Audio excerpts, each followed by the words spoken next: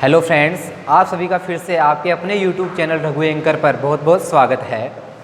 अब इस वीडियो में हम अध्ययन करेंगे जो अपनी एक्सरसाइज 16 है, सरफेस एरिया एंड वॉल्यूम के बारे में अध्ययन करेंगे। तो ये जो आज हम पढ़ने जा रहे हैं ये 10वीं क्लास के साथ साथ जो सभी कंपटीशन की एग्ज़ाम है उनके लिए भी बहुत ज़्यादा इम्पोर्टेंट है। तो आप इस वीडियो को पूरा ध्यान से देखें और इसको ज़्यादा से ज़्यादा शेयर करें ताकि और भी बाकी लोगों को फ़ायदा मिल सके, और वीडियो को लाइक भी ज़रूर करें। अब देखो, सबसे पहले हम देखते हैं सरफेस एरिया एंड वॉल्यूम के बारे में। तो अभी हम तीन चीज़ों के बारे में देखेंगे यहाँ पर, घन, घनाभ और बेलन के बारे में। अब देखो यहाँ पर है इनके क्षेत्रफल और आयतन के बारे में देखते हैं। तो सबसे पहले हम इनको समझते हैं। जो आपका घन होता है, घन के अंदर भी 3 विमाएँ होती हैं, घनाभ में भी 3 विमाएँ होती हैं। अब देखो, जो घन होता है, घन की सभी विमाएँ, क्यूब की सभी विमाएँ क्या होती हैं? बराबर रहती हैं। ठीक है, इसकी लंबाई, चौड़ाई और ऊंचाई तीनों विमाएँ क्या हैं? बराबर होती हैं। तो इसको हम किससे रिप्रेजेंट करते हैं? ए से रिप्रेजेंट करते हैं। किससे रिप्रेजेंट करते हैं? ए से। तो यहाँ पर देखो बच्चों, यहाँ पर भी ए आएगा, इधर भी ए आएगा, और इसकी हाइट है वो भी क्या है? ए है। इसी तरह आपका घनाभ है। घनाभ के अंदर क्या होता है? जो तीनों विमाएँ होती हैं वो अलग अलग होती हैं। जैसे मान लो ये है, इसको तो हम क्या बोलते हैं? लंबाई, जिसको एल से रिप्रेजेंट करते हैं। ये होती है चौड़ाई, जिसको बेत बोलते हैं, बी से रिप्रेजेंट करते हो। ये होती है आपकी ऊंचाई, हाइट, एल से रिप्रेजेंट करते हैं। ठीक है, इसी तरह से है आपका बेलन। बेलन होता है, बेलन को इंग्लिश में क्या बोलते हैं? सिलेंडर। तो जैसे बेलनाकार होता है, जैसे रसगुल्ले का डिब्बा होता है ना, देखो रसगुल्ले का नाम लेते हैं तो आपके लार पड़ने लग गई। जैसे रसगुल्ले का डिब्बा होता है, उसके अंदर जो उसकी ऊंचाई होती है वो तो क्या हो गई? एच। और उसके अंदर जैसे उसको आप घुमाते हो तो दूसरी तरफ से कैसा रहता है? वो वर्ताकार। तो वर्त के अंदर ऊपर क्या रहती है? उसके अंदर त्रिज्या। तो ये यहाँ पर क्या है? आर।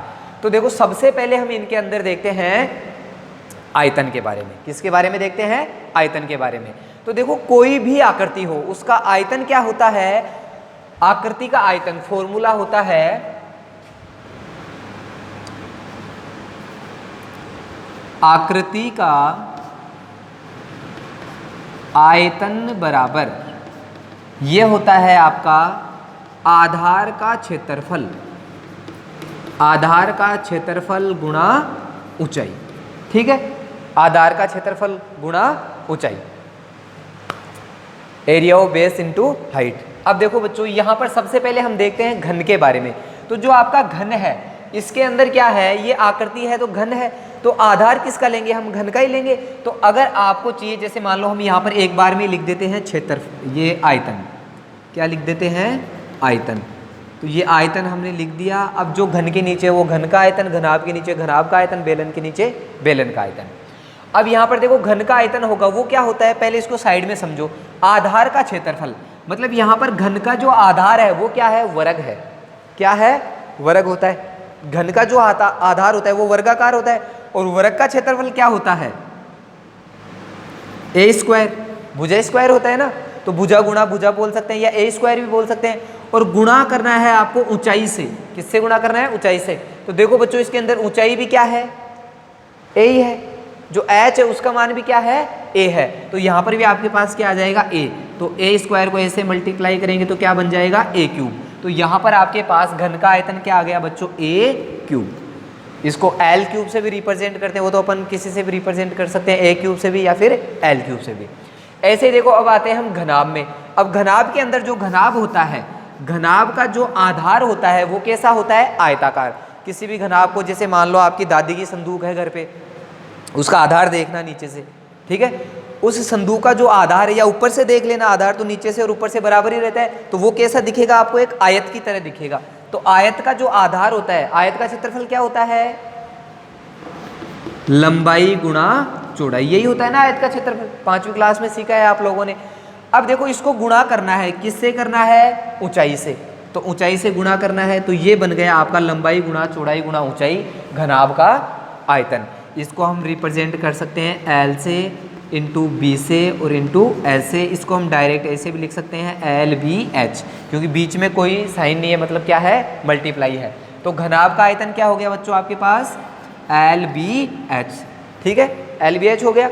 इसी तरह से अब आते हैं हम बेलन के पास। ठीक है, अब देखो, बेलन के अंदर भी क्या होता है?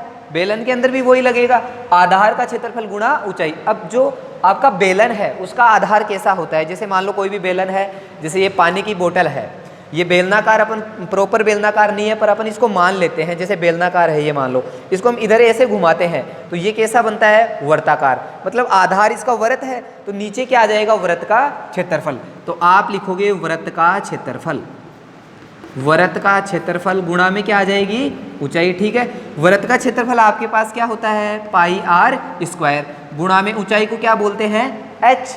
तो यहाँ पर ये आपके पास बन गया पाई आर स्क्वायर h। ये आपके पास क्या बन गया, बेलन का आयतन। ये है आपके पास पाई आर स्क्वायर h। मैं थोड़ा सा पानी पी लेता हूँ, तब तक आप लोग वीडियो को लाइक कर दो। अब देखो इसमें आपको बीच में से ध्यान नहीं हटाना है, पूरा ध्यान लगाकर एक एक चीज़ को समझना है। जो भी चीज़ आपको समझ में नहीं आ रही है, जो भी बात समझ में नहीं आ रही है, नीचे आपको कमेंट बॉक्स में लिख देना है, वो मैं आपकी क्लियर कर दूंगा। अब देखो बच्चों, ये हो गया आयतन हो गया। अब आयतन के बाद हम चलते हैं देखो विकर्ण में। विकर्ण क्या होता है, जैसे मान लो विकर्ण होता है जैसे ये है, इसके अंदर इस कोने से लेकर यहाँ तक की दूरी होती है, वो क्या कहलाती है, विकर्ण। जैसे मान लो इसके अंदर यहाँ से लेकर यहाँ तक की, जैसे मान लो कोई कमरा है, जैसे अपना ही ये रूम है, इसके अंदर उस कोने से लेकर इस कोने तक अगर जैसे मान लो ये दूरी है, तो ये क्या होता है, विकर्ण। एग्जाम में क्वेश्चन कैसे आते हैं, जैसे एक कमरा है, उसकी लंबाई चौड़ाई ऊंचाई दे दी है आपको, और उसके अंदर लंबी से लंबी कितनी लंबी छड़ रखी जा सकती है। ठीक है, तो इस कोने से लेकर उस कोने तक विकर्ण के बराबर लिख सकते हैं। वहाँ पर हमें क्या ज्ञात करना होता है, विकर्ण। ठीक है, तो यहाँ पर देखो हम विकर्ण देखते हैं तो विकर्ण होगा आपके घन और घनाभ में तो होगा, बेलन में नहीं होगा, तो हम यहाँ पर लिखते हैं विकर्ण। ठीक है बच्चों, अब देखो विकर्ण, घन का विकर्ण क्या होता है, विकर्ण ज्ञात करने के लिए हमें क्या करना है, याद रख लेना आप इस बात को कि जितने भी उसके अंदर विमाएं होती हैं, जो भी आकृति है उसकी विमाएं हैं, जैसे घन और घनाभ इनकी विमाएं हैं, उन सभी का स्क्वायर करो सबसे पहले तो, और सबको प्लस करके क्या कर दो, रूट कर दो। जैसे सबसे पहले हम देखते हैं घन, घन को देखते हैं तो यहाँ पर देखो बच्चों, जो घन है उसकी 3 विमाएं होती हैं, एक ये रही, एक ये रही और एक ये रही। तो तीनों विमाएं ए है, तीनों का स्क्वायर कर दो, ए स्क्वायर प्लस ए स्क्वायर प्लस ए स्क्वायर। मतलब वर्ग करके आपने क्या कर दिया, जोड़ दिया, और बाद में क्या कर दो, इसका रूट कर दो। किसी भी आकृति का अगर आपको इस तरह से निकालना है, घन का निकालना है, घनाभ का निकालना है, विमाओं का वर्ग करो, जोड़ दो और रूट कर दो, आपके पास उसका विकर्ण आ जाएगा। देखो इसको आगे सोल्व कर लेते हैं अपन। यहाँ पर देखो ए स्क्वायर ए स्क्वायर ए स्क्वायर कितना हो गया, 3a स्क्वायर। ठीक है, अगर आप लोग ऐसे ना समझ पाते हो तो इस तरह से देख लेना, ये ए स्क्वायर है, इसकी जगह मान लो रसगुल्ले हैं, क्या है, रसगुल्ले हैं, तो ऐसे मान लो ये एक रसगुल्ला प्लस दूसरा रसगुल्ला प्लस तीसरा रसगुल्ला, कितने रसगुल्ले हो गए टोटल, 3 रसगुल्ले हो गए। तो यहाँ पर आपके पास हो जाएगा रसगुल्ले की जगह ए स्क्वायर, इसका हो गया रूट। अब देखो बच्चों, स्क्वायर से रूट कैंसिल हो जाता है। अब ये रूट है दोनों के ऊपर है, 3 के ऊपर भी है और ए स्क्वायर के ऊपर भी है, तो ए स्क्वायर का तो स्क्वायर से कैंसिल हो जाएगा और 3 के ऊपर ए से कैसे रहेगा, तो ये हो गया √3a। तो ये आपके पास क्या आ गया बच्चों, घन का विकर्ण। इसको हम यहाँ पर लिख देंगे, घन का विकर्ण हो गया आपके पास √3a। क्लियर है, रूट केवल 3 के ऊपर है, ए यहाँ पर क्या होती है, घन की भुजा होती है। इसके बाद देखो बच्चों, ऐसे ही हम चलते हैं घनाभ के पास। अब घनाभ के अंदर भी 3 विमाएं हैं, तीनों विमाएं क्या हैं, एल, बी और एच। ठीक है, तो इनका आप स्क्वायर करो, l square plus b square plus h square, तीनों को जोड़ दिया और क्या कर दो, रूट कर दो। अब देखो घन के अंदर तो आगे सोल्व हो रहा था, इसमें आगे सोल्व नहीं हो रहा है तो क्यों, जरूरी थोड़ी है, करना ही है। ठीक है, यहीं पे छोड़ देंगे, तो ये आपका क्या हो गया, घनाभ का विकर्ण हो गया। इसको हम यहाँ पर लिख देते हैं l square plus b square plus h square, और ये हो गया इसका रूट। इसके अंदर विकर्ण से समझता आपके क्वेश्चन है नहीं बुक में। अब ये तो हो गया बच्चों, अब देखते हैं आयतन के बारे में हो गया, विकर्ण के बारे में हो गया, अब देखते हैं क्षेत्रफल के बारे में। किसके बारे में देखते हैं, क्षेत्रफल के बारे में। अब देखो जो भी आकृतियां होती हैं 3D, उनके अंदर क्षेत्रफल 2 प्रकार का होता है। एक तो होता है वक्र पृष्ठीय और एक होता है संपूर्ण पृष्ठीय। अब आप बोलोगे सर ये वक्र पृष्ठीय और क्षेत्रफल जो वक्र पृष्ठीय है और संपूर्ण पृष्ठीय है, इसमें क्या फ़र्क है। तो जैसे मान लो अपन सबसे पहले यही ले लेते हैं, चौक का डिब्बा ले लेते हैं एक, ये इसको हम मान लेते हैं क्या है, एक घन है। तो अगर इसका हमें वक्र पृष्ठीय क्षेत्रफल ज्ञात करना है तो वक्र पृष्ठीय का मतलब होता है केवल चारों तरफ का, जो चारों तरफ का होता है उसको हम बोलते हैं वक्र पृष्ठीय। और उसी के अंदर नीचे का और ऊपर का और ऐड कर दिया जाए तो वो होता है आपका संपूर्ण पृष्ठीय क्षेत्रफल। अगर एग्जाम में क्वेश्चन आता है पृष्ठीय क्षेत्रफल ज्ञात करो, तो उसके अंदर हमें संपूर्ण पृष्ठीय क्षेत्रफल ही ज्ञात करना होता है। अगर लिखा हुआ आ जाए वक्र पृष्ठीय ज्ञात करो तो आपको वक्र पृष्ठीय का लगाना है, लेकिन केवल आपको ऐसे आ जाए पृष्ठीय क्षेत्रफल ज्ञात करो तो कौन सा फॉर्मूला लगेगा? संपूर्ण पृष्ठीय क्षेत्रफल। जैसे मान लो आपको पूछा जाए कमरे की चारों दीवारों का क्षेत्रफल, तो वहां पर कौन सा काम में आएगा? वक्र पृष्ठीय। और चारों दीवारों के अलावा आपके पास आ जाए छत और फर्श का भी आ जाए तो आप कौन सा लोगे? संपूर्ण पृष्ठीय क्षेत्रफल। इसी तरह से मान लो ये बेलन के अंदर चारों तरफ का आ जाएगा वक्र पृष्ठीय और ऊपर और नीचे का और जोड़ेंगे तो क्या हो जाएगा? संपूर्ण पृष्ठीय। अब देखो जिस तरह से आपके पास ये क्षेत्रफल का होता है, आकृति का आयतन होता है, उसी तरह से आपके पास क्या होता है? आकृति का वक्र पृष्ठीय का क्षेत्रफल का फॉर्मूला भी होता है। तो देखो वो क्या होता है? आकृति का वक्र पृष्ठीय क्षेत्रफल सभी आकृतियों में लागू होता है ये लगभग। आकृति का वक्र पृष्ठीय क्षेत्रफल बराबर, ये उनमें ही लागू होता है जिनका आधार बेस और जो मतलब ऊपर का आधार और नीचे का आधार होता है वो क्या रहता है? समान रहता है। जैसे घनाभ है नीचे से ऊपर से बराबर रहता है, बेलन है नीचे से ऊपर से बराबर रहता है, शंकु में नहीं लगेगा क्योंकि शंकु नीचे से अलग है ऊपर से अलग है, गोला है उसमें नहीं लगेगा। इस तरह से ये उनमें अलग, उनको हम बाद में क्लियर करेंगे। तो आकृति का वक्र पृष्ठीय क्षेत्रफल होता है। देखो इसमें तो आधार का क्या लिया? क्षेत्रफल। इसमें आ जाएगा आपके पास आधार का परिमाप, आधार का परिमाप गुणा ऊंचाई। देखो क्या फर्क आया है, केवल क्षेत्रफल की जगह परिमाप आ गया, बाकी आपके पास वो का वही है। तो देखो बच्चों सबसे पहले हम लोग देखते हैं घन के बारे में। आपको घन का वक्र पृष्ठीय क्षेत्रफल चाहिए तो हम यहां पर लिख देते हैं वक्र पृष्ठीय क्षेत्रफल। ठीक है, सबसे पहले घन का देखो, हम इधर साइड में निकालते हैं। पहले आधार का परिमाप, घन होता है उसका आधार कैसा होता है? वर्ग की तरह होता है। और वर्ग का परिमाप क्या होता है?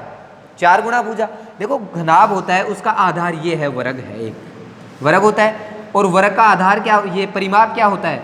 4 गुणा भुजा। सबको पहले से आता है ये, तो 4 गुणा भुजा। और 4 गुणा भुजा तो हो गया आधार का केवल, ठीक है। ये तो किसका हो गया? आपका आधार का परिमाप। इसको गुणा करना है ऊंचाई से। और जो घन होता है उसके अंदर ऊंचाई भी क्या होती है? ए ही होती है। और यहाँ पर भुजा को हम क्या मान रहे हैं? ए मान रहे हैं। और इसके अंदर ऊंचाई भी क्या होती है? ए। तो आपके पास ये हो जाएगा 4a से a मल्टीप्लाई होगा तो a स्क्वायर। तो घन का वक्र पृष्ठीय क्षेत्रफल हो गया आपके पास 4a स्क्वायर। समझ में आ रहा है? बिल्कुल ध्यान देकर समझना है। जहाँ नहीं समझ में आ रहा है आप लोग वीडियो को रोको, पीछे करो, आराम से देखो और समझो। कोई भी दिक्कत हो आप कमेंट कर दो। अब देखो आगे है आपके पास, अब हम आते हैं घनाभ के पास। देखो बच्चों घनाभ में भी वही होगा।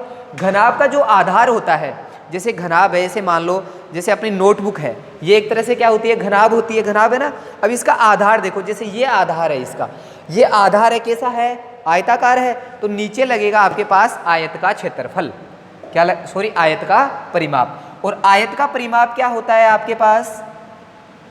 आयत का परिमाप होता है 2 गुणा लंबाई प्लस चौड़ाई, ये होता है। और इसको गुणा करना है आपको किससे? ऊंचाई से।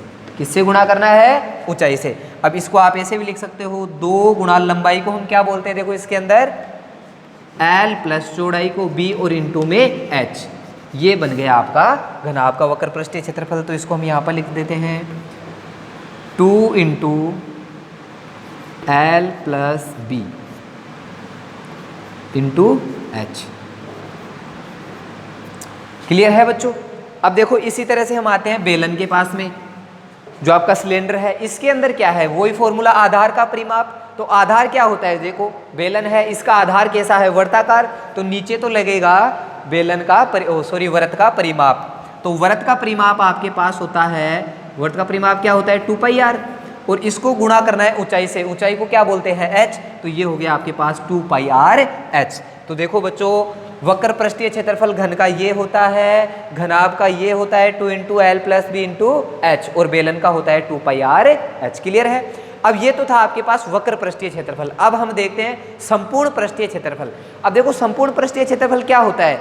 आधार का और ऊपर वाले आधार का जो दोनों है उनका और ऐड हो जाएगा। तो देखो सबसे पहले हम देखते हैं, यहाँ पर लिख लेते हैं, इसको आप पृष्ठीय क्षेत्रफल भी लिख सकते हो, केवल पृष्ठीय क्षेत्रफल। पृष्ठीय क्षेत्रफल लिखा हुआ आ जाए उसका मतलब भी है कि ये संपूर्ण पृष्ठीय क्षेत्रफल ही है। ठीक है, अब देखो संपूर्ण पृष्ठीय क्षेत्रफल सबसे पहले हम देखते हैं घन का। अब देखो बच्चों, घन का संपूर्ण पृष्ठीय क्षेत्रफल देखने के लिए जो वक्र पृष्ठीय क्षेत्रफल है उसमें ऊपर का और नीचे का और देख लेंगे।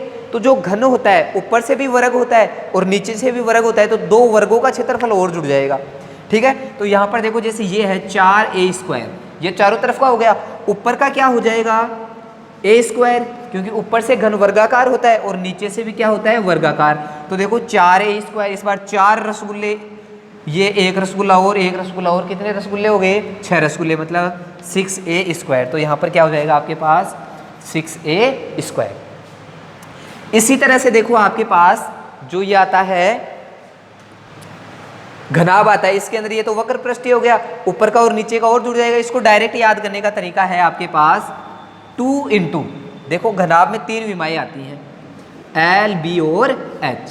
ठीक है, 2 × ब्रैकेट के अंदर लिख लेना या फिर इस तरह से लिख लेना 2 × दो को लिखना है आपको। सबसे पहले क्या लिखोगे LB, ये आ गया LB, फिर प्लस में लिखना है आपको BH। किसको लिखना है BH, दो को लिखना है। पहले LB को लिखा, फिर L को छोड़ दिया, H को ले लिया, BH हो गया। फिर प्लस में इस बार किसको छोड़ना है, बीच वाले को छोड़ना है, तो LH हो गया, या ये क्या हो गया LH। समझ गए बच्चों, ये होता है आपका घनाभ का संपूर्ण पृष्ठीय क्षेत्रफल। ठीक है, अब इसके बाद में आते हैं बेलन के पास। देखो बच्चों, बेलन का वक्र पृष्ठीय क्षेत्रफल होता है वो आपका क्या होता है 2πRh, यही होता है ना। इसके अंदर 2πRh में आपको क्या करना है, नीचे का और ऊपर का और जोड़ देना है। तो नीचे से भी वृत्त है, ऊपर से भी वृत्त है, और बेलन के अंदर नीचे का वृत्त और ऊपर का वृत्त दोनों क्या होंगे, बराबर होंगे। मतलब हमें दो वृत्तों का क्षेत्रफल और जोड़ देना है। तो यहाँ पर आपके पास आ जाएगा प्लस में 2πr²। देखो बच्चों, यहाँ पर 2πr² क्यों लिखा, क्योंकि वृत्त का क्षेत्रफल होता है πr², लेकिन हमें दो वृत्तों का जोड़ना है, इसलिए हमने मल्टीप्लाई में 2 लगा दिया। इसके अंदर देखो कुछ कॉमन आ रहा है, वो ले लो, 2πr कॉमन आ रहा है, तो ये हो गया आपके पास 2πr। इधर बच गया आपके पास h + r। ये आपके पास क्या हो गया, बेलन का संपूर्ण पृष्ठीय क्षेत्रफल। इस वीडियो में अभी इतना ही। जो बाकी अपने पास शंकु और गोला बच रहा है और इनके भी कुछ फॉर्मूले बच रहे हैं, वो आपको अगली वीडियो में क्लियर करवाएंगे। लेकिन साथ में आपको ध्यान रखना है, वीडियो को लाइक करना है और शेयर करना है, ताकि और भी बच्चों को फ़ायदा मिल सके। आज के लिए इतना ही काफ़ी, बहुत बहुत धन्यवाद। और ध्यान रखना है आप लोगों को कि वीडियो को स्किप कर करके नहीं देखना है, पूरा प्रॉपर आपको एक एक चीज़ समझनी है, तभी आपको समझ में आएगा। ऐसे नहीं है कि आप लोगों ने स्टार्ट किया, थोड़ा सा देखा और फिर कट कर दिया। पूरे वीडियो को स्टार्ट से ध्यान से देखना है।